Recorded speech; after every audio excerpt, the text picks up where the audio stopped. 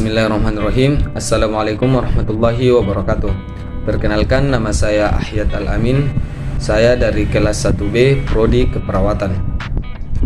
Di sini saya akan menjelaskan 5 macam tentang panca indera, yaitu mata, hidung, telinga, lidah, dan kulit. Proses penglihatan dimulai dari terpantulnya cahaya dari suatu objek atau lingkungan di sekitar kita. Cahaya ini akan ditangkap oleh mata dan masuk ke mata melalui kornea di bagian depan mata, kemudian melewati mata bagian tengah dan akhirnya diterima oleh retina atau bagian belakang mata. Retina memiliki jutaan sel saraf yang peka terhadap cahaya. Sel-sel ini berfungsi untuk mengubah cahaya yang terpantul dari objek di lingkungan menjadi sinyal listrik yang kemudian dikirim ke otak untuk diproses sebagai gambar. Dengan demikian, kita bisa melihat berbagai benda dan warna di sekitar kita. Kemudian yang kedua adalah hidung.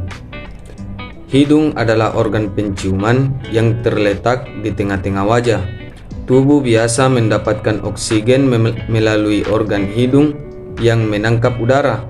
Selain berfungsi menangkap udara, hidung juga berfungsi sebagai indera yang bisa menangkap aroma dan membersihkan udara luar yang masuk. Hidung eksternal. Hidung eksternal atau hidung bagian luar adalah bagian anatomi hidung yang bisa kita lihat secara langsung oleh mata. Struktur luar hidung tersusun dari tulang hidung, jaringan lemak, serta tulang rawan, yaitu jaringan yang lebih padat dari kulit dan otot, namun tidak sekeras tulang biasa. Ada juga jaringan otot yang berfungsi sebagai pembentuk ekspresi. Di bagian teratas hidung merupakan nasal rod, yaitu akar yang menghubungkan hidung kita dengan dahi. Selain lubang hidung, kita juga bisa merasakan adanya dinding atau jembatan yang memisahkan bagian kiri dan kanan hidung. Pemisah tersebut dinamakan dengan septum.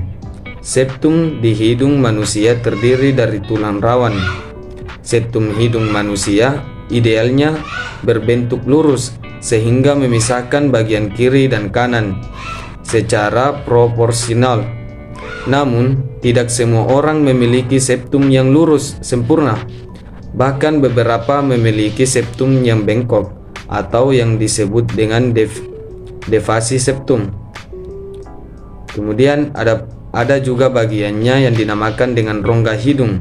Setelah udara melewati lubang hidung, udara akan memasuki kafum nasi.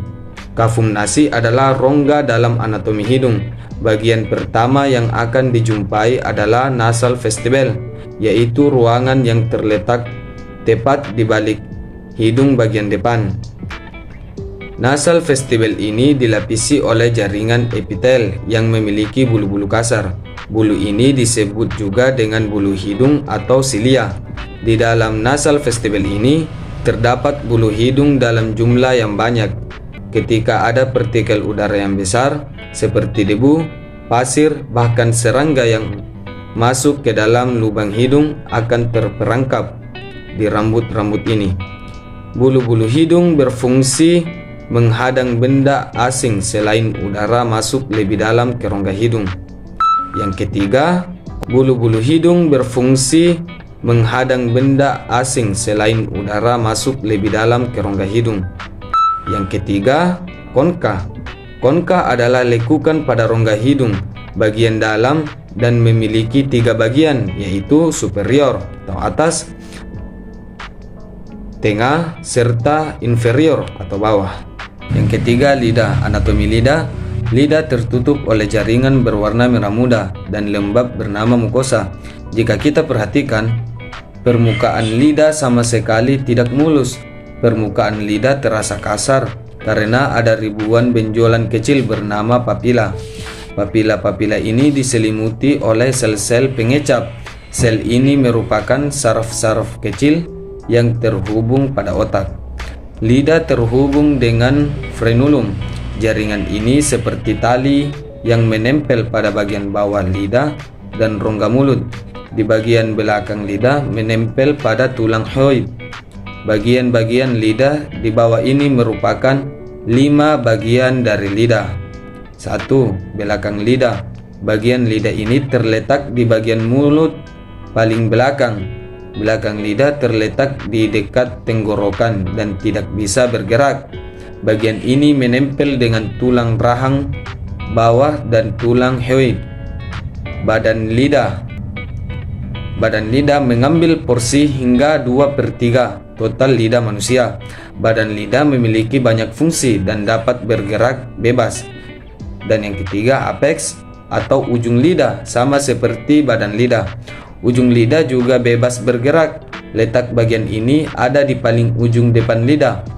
Yang keempat, dorsum. Bagian ini melengkung dan sedikit lebih naik dibanding bagian lidah lainnya. Dorsum memiliki bentuk seperti huruf V yang biasa disebut sulcus terminalis. Dan yang terakhir, bagian bawah lidah. Bagian ini terlihat saat kita mengangkat lidah. Di bagian ini terdapat banyak pembuluh vena. Beberapa obat kadang diberikan di bagian ini karena lebih cepat terserap. Dan yang keempat, telinga. Telinga manusia terdiri dari 3 bagian, yaitu telinga luar, telinga tengah, dan yang terakhir telinga bagian dalam. Telinga luar atau out ear. Struktur telinga ini terbentuk dari auricula atau daun telinga, dan kanal pendengarannya eksternal atau liang telinga atau ear canal. Auricula terbentuk oleh tulang rawan elastis yang melekat erat pada kulit yang miring. Ini berfungsi untuk menangkap suara dan melokalisasi suara. Auricula membentuk cekungan yang disebut konka dan bagian pinggirannya dinamakan helix. Telinga tengah. Fungsi telinga bagian tengah adalah mengirimkan suara yang telah dikumpulkan auricula ke telinga dalam. Sebelum dikirimkan, menurut Kilshill, bagian ini mengubah gelombang suara menjadi getaran. Bagian telinga tengah memanjang dari batas telinga luar ke membran timpani. Pada bagian ini terdapat 3 tulang yang terhubung dan mengirimkan gelombang suara ke bagian dalam. Kemudian yang terakhir, telinga bagian dalam. Telinga bagian dalam berada di bagian terdalam dari anatomi telinga. Fungsinya untuk membantu keseimbangan tubuh dan menjadi bagian dalam pendengaran. Di telinga dalam terdapat 3 bagian utama, yaitu koklea, saluran semisirkular, dan vestibular. Koklea adalah bagian telinga dalam yang berbentuk seperti cangkang siput dan berperan penting dalam proses pendengaran. Bagian ini mengubah getaran suara menjadi sinyal saraf dan menyalurkannya ke dalam otak melalui saraf koklea. Saluran semisirkular. Saluran semisirkular terdiri dari 3 saluran atau tabung kecil yang terhubung. Ini merupakan bagian telinga dalam yang berfungsi untuk menjaga keseimbangan. Masing-masing saluran dalam semisirkular berisi cairan yang dilapisi dengan rambut-rambut kecil. Saat kepala bergerak, cairan di saluran mengalir dan menggerakkan rambut. Dan yang terakhir, vestibular. Vestibular merupakan bagian penghubung antara koklea dan saluran semisirkular. Bersama saluran semisirkular, bagian ini juga berperan dalam menjaga keseimbangan tubuh kita. Pada bagian telinga dalam, kondisi medis juga bisa muncul. Salah satunya adalah labirintis, yaitu labirin mengalami peradangan. Dan yang kelima, kulit. Kulit adalah organ terbesar dari tubuh kita, bersama dengan rambut, kuku, kelenjar tubuh, dan saraf.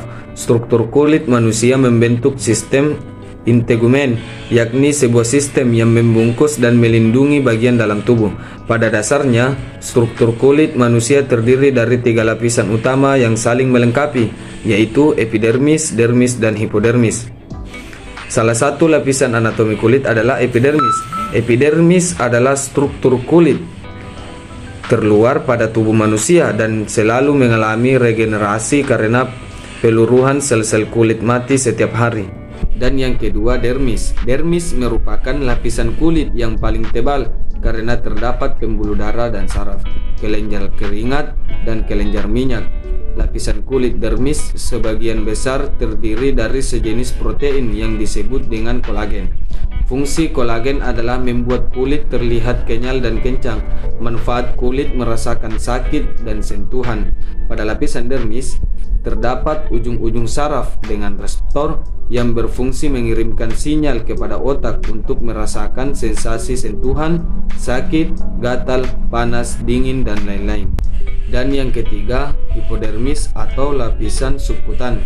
Pada lapisan subkutan terdapat jaringan lemak, jaringan penghubung, dan elastin atau sejenis protein yang membantu jaringan kulit kembali ke bentuk semula setelah mengalami peregangan. Fungsi lapisan lemak pada hipodermis adalah melindungi tubuh dari panas dan dingin, sebagai cadangan energi, dan sebagai bantalan yang melindungi tulang, otot, dan organ dalam tubuh. Selain mengandung lemak, di lapisan kulit hipodermis juga terdapat banyak pembuluh darah. Baiklah, itulah tadi beberapa penjelasan mengenai macam-macam dari panca indera. Sekian dari saya. Assalamualaikum warahmatullahi wabarakatuh.